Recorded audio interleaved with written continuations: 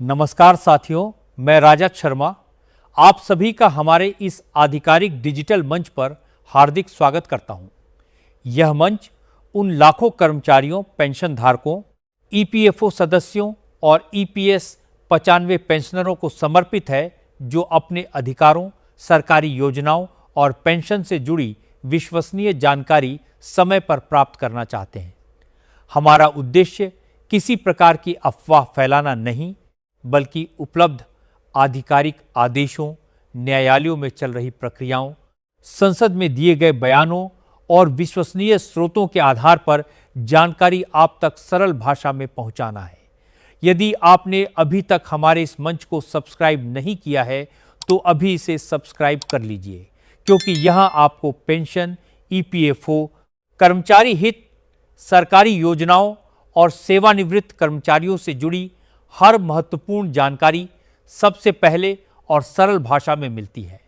Video को like कीजिए, अपने साथियों तक शेयर कीजिए और अंत तक हमारे साथ बने रहिए, क्योंकि आज जिन विषयों पर चर्चा होने जा रही है वे लाखों परिवारों के भविष्य से जुड़े हुए हैं। साथियों, आज पूरे देश में पेंशन, ईपीएफओ और ईपीएस 95 को लेकर लगातार चर्चा हो रही है। सोशल मीडिया पर तरह तरह की खबरें वायरल होती रहती हैं। कहीं न्यूनतम पेंशन को लेकर दावे किए जाते हैं, कहीं अधिक पेंशन के मामलों को लेकर अलग अलग बातें कही जाती हैं, तो कहीं जॉइंट ऑप्शन और पुराने मामलों के निस्तारण को लेकर नई नई जानकारियां सामने आती रहती हैं। ऐसे माहौल में सबसे जरूरी बात यह है कि प्रत्येक कर्मचारी और प्रत्येक पेंशन धारक केवल प्रमाणित जानकारी पर ही भरोसा करे। किसी भी वायरल पोस्ट, अपुष्ट संदेश या बिना आधिकारिक आदेश वाली सूचना को अंतिम सत्य मान लेना उचित नहीं होगा। जब भी सरकार, श्रम एवं रोजगार मंत्रालय, ईपीएफओ या न्यायालय की ओर से कोई महत्वपूर्ण आदेश जारी होता है, तभी उसे अंतिम माना जाना चाहिए। यही कारण है कि आज हम पूरे विषय को विस्तार से समझने का प्रयास करेंगे, ताकि आपके मन में किसी प्रकार का भ्रम न रहे।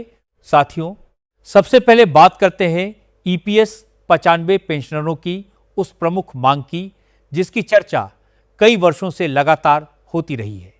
देश के विभिन्न पेंशनर संगठनों और कर्मचारी संगठनों द्वारा समय समय पर यह मांग उठाई जाती रही है कि न्यूनतम मासिक पेंशन को बढ़ाया जाए और बढ़ती महंगाई को देखते हुए उसमें महंगाई राहत या महंगाई से जुड़ी व्यवस्था पर भी विचार किया जाए।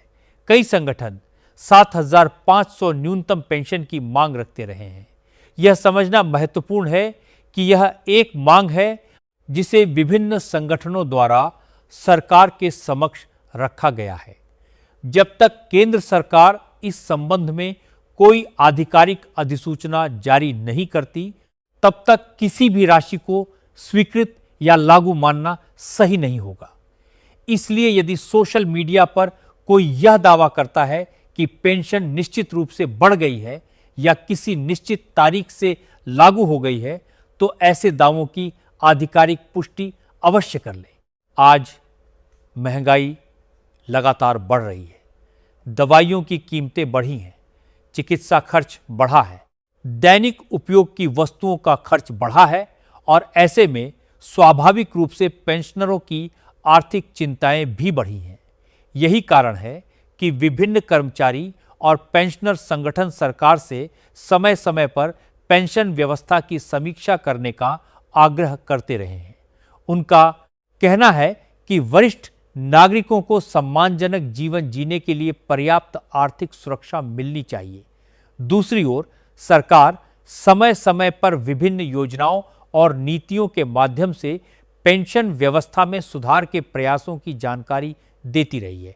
इसलिए आने वाले समय में यदि कोई नया निर्णय लिया जाता है तो उसका लाभ केवल आधिकारिक आदेश के आधार पर ही मिलेगा। अब बात करते हैं अधिक पेंशन यानी हायर पेंशन और जॉइंट ऑप्शन से जुड़े विषय की। उच्चतम न्यायालय के महत्वपूर्ण निर्णय के बाद इस विषय पर पूरे देश में बड़ी संख्या में कर्मचारियों और सेवानिवृत्त कर्मचारियों ने रुचि दिखाई। इसके बाद ईपीएफओ ने निर्धारित प्रक्रिया के अनुसार आवेदन लेने, दस्तावेजों की जांच करने और पात्रता के आधार पर मामलों का परीक्षण करने की प्रक्रिया शुरू की।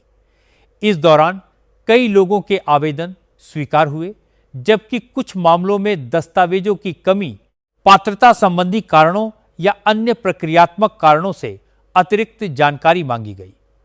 कुछ लोगों ने यह भी बताया कि उनके पुराने रिकॉर्ड उपलब्ध नहीं हैं, क्योंकि कई संस्थान वर्षों पहले बंद हो चुके हैं। ऐसे मामलों को लेकर विभिन्न कर्मचारी संगठनों ने यह मांग उठाई है कि पुराने मामलों के समाधान के लिए अधिक व्यावहारिक और सरल व्यवस्था बनाई जाए, ताकि वास्तविक पात्र व्यक्तियों को अनावश्यक कठिनाइयों का सामना न करना पड़े। फिलहाल इस विषय पर जो भी कार्रवाई होगी वह ईपीएफओ के लागू नियमों और भविष्य में जारी होने वाले आधिकारिक निर्देशों के अनुसार ही होगी। साथियों, एक और महत्वपूर्ण बात यह समझना आवश्यक है कि किसी भी सरकारी प्रक्रिया में दस्तावेजों का महत्व बहुत अधिक होता है। यदि आपके आधार, पैन, बैंक खाते, सेवा अभिलेख और अन्य आधिकारिक दस्तावेजों में नाम, जन्मतिथि या अन्य विवरण अलग अलग दर्ज हैं, तो भविष्य में पेंशन भुगतान या सत्यापन के दौरान कठिनाई आ सकती है। इसलिए समय रहते अपने सभी रिकॉर्ड की जांच करना और आवश्यक होने पर संबंधित विभाग के माध्यम से सुधार कराना आपके हित में रहेगा। छोटी सी सावधानी भविष्य की बड़ी परेशानी से बचा सकती है। इसी प्रकार ईपीएफओ समय समय पर अपनी डिजिटल सेवाओं में भी सुधार कर रहा है। कई प्रक्रियाओं को ऑनलाइन किया गया है, ताकि सदस्यों को सुविधा मिल सके। हालांकि यदि किसी सदस्य को अपने दावे, आवेदन या भुगतान से संबंधित समस्या आती है, तो उसे आधिकारिक पोर्टल, क्षेत्रीय कार्यालय या निर्धारित शिकायत निवारण व्यवस्था का उपयोग करना चाहिए। सोशल मीडिया पर मिलने वाली अपुष्ट सलाह के आधार पर कोई निर्णय लेना उचित नहीं होगा। साथियों, आज की सबसे महत्वपूर्ण बात यही है कि जागरूक रहना बहुत जरूरी है। अपने अधिकारों की जानकारी रखें, लेकिन साथ ही केवल आधिकारिक सूचना पर ही भरोसा करें।